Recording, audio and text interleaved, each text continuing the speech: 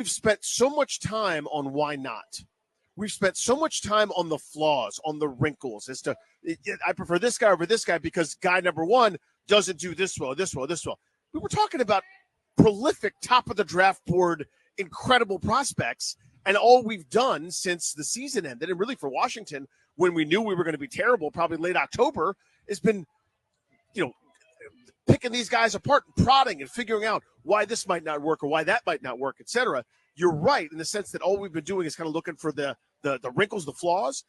Once the selection happens, it's back to excitement again. It's the whole reason we're here, right? It's the whole reason the draft is set up the way that it is. It's supposed to be for transformational type players that come in and hopefully, knock on wood, do what C.J. Stroud did in Houston. Well, at its core, right? I mean, you're adding a massive upside, high potential player, which is the beauty of dealing with the end of last season and all of the losses and, the gut-wrenching final year of the Rivera era was if you get a high enough pick, you could potentially bring in the guy that changes the complexion of the entire organization. And luckily for Washington, as we sit here today, they were bad enough to get up the board high enough that they're debating between Jaden Daniels, who won the Heisman Trophy, and Drake May, who's 21 and has a chance to be a star. And if they want to go McCarthy and stun everybody, he probably could have done that a few picks down the board, but he very well could go 3 or 4. I mean, think about the New York Giants, just as an example. Mm-hmm. Last year, people were frustrated, as we talked about, the best case scenario for the team. Compete, play hard, lose. The Giants, behind Danny DeVito's nephew, beat a couple of horrendous teams that are ahead of them in the draft order. Teams like New England and Washington, right? Chicago. And because of that, they're picking 6. And now there's talk that they might want to trade up, giving up boatloads of selections to go get the number 3 pick to try to get Drake May. Or that they might stay at 6 wanting J.J. McCarthy, but someone might pounce like Minnesota and go up ahead of them. And then you're left kind of holding the bag with no quarterback of the future. Tonight is the payoff to the pain of the last couple of years, in my opinion. It's why you trade away Montez Sweat. It's why you move on from Chase Young, right? It's not sexy at the time where you're a worse team down the stretch for it. But I was thinking about this. Do you think it's going to be as active as we presume it to be? Or are people just going to get cold feet and maybe, kind of not go as hard in terms of the trades? Because I feel like I think there's going to be 2 trades in the top half of the first round. In fact, I did a top 16 mock for the FanDC.com. I tweeted it out at Grant H. Paulson if you want to go check it out, my predictions for the top 16 picks. I had 2 trades. I had the Vikings going up to 4 with Arizona to take a quarterback. And then I had the Raiders moving up from 13 to 10 with the Jets to get a QB as well.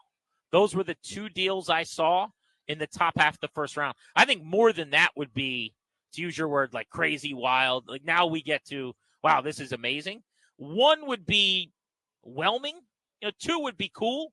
I think more than that, and this is memorable. Is that fair? It is. So my answer is 2, but I feel like there's now that crazy competition because I'm not really sure what Denver's going to do. Like what they should do to me is do everything they can to take a quarterback. They're wasting time if not, right? For a group that was – They just traded for Zach Wilson, and I know what Wilson's looked like. Which I just don't care about. Sure, but what you care about and what they care about might be 2 different things. Sure. You probably wouldn't have traded for him. I'm just saying if you go get Wilson, you might want to let him play a little bit and figure out if he's any good before you already supplant him tonight with a pick. Like what I liked for them at 12, I had them sitting put, and Brock Bowers, the big tight end from Georgia, fell right into their lap, and now you get Wilson, an excellent weapon. You find out this year if he can play or not. It's the Sam Howell season. And then next year, if he can't play, you're in the top 10, and you got a chance to go get a QB. My point for Wilson was so little was given up. That was my in case I can't get a quarterback, I'll do that. I'll do that plan. Like, but in case I lose all the bidding. But don't you think that means in case I can't get a quarterback sitting put? Like they don't want to trade for Wilson and then give up a ton of assets to go get another quarterback. I feel like Wilson is the safety valve and the safety net for we're at 12 and nobody falls to us. See, I view it differently. If they'd given up a 3rd rounder, then I'd agree with you. They did like a 7th round pick swap, which is the least you can actually trade and actually still call it a trade instead of like a giveaway. Like, hey, we might as well just get this guy because he was the number 2 pick and it doesn't cost anything. Yeah, he's a quarterback. He's a human being. So to me, that was the, and I could be, again, my point is I don't know what they're doing. So I'm talking under my tuchus here. But to me, this is how I would view it, is that's in case we lose the bidding to Minnesota, to Oakland, I can call them Oakland, to Vegas, or somebody else that wants to move ahead of us, and it's too rich for our blood, and we miss out on Penix, we miss out on somebody else. We just go into this season, we'll get our teeth kicked in with Zach Wilson, Jared Stidham, and some guy I've never heard of. We'll do that if we can't win the bidding for those guys. But your view is interesting too. I guess my point is, even if there's only 2 trades, I feel like it is going to be a feeding frenzy to try to get in. And I know maybe I probably feel this way every year, but this year I really feel it. It's like a special kind of feeding frenzy. Tackle, wide receiver, quarterback. I think in no order, probably quarterback would be first if we were ordering them. First 7-8 picks, probably. But tackle, wide receiver, quarterback going to dominate the first half of the first round. In fact, there has only been one time that I could find in 57 years that a defensive player hasn't been drafted within the first 8 picks. Think about that. Yeah. And it very likely tonight, depending on what the Falcons do, it could be the second time in 58 years.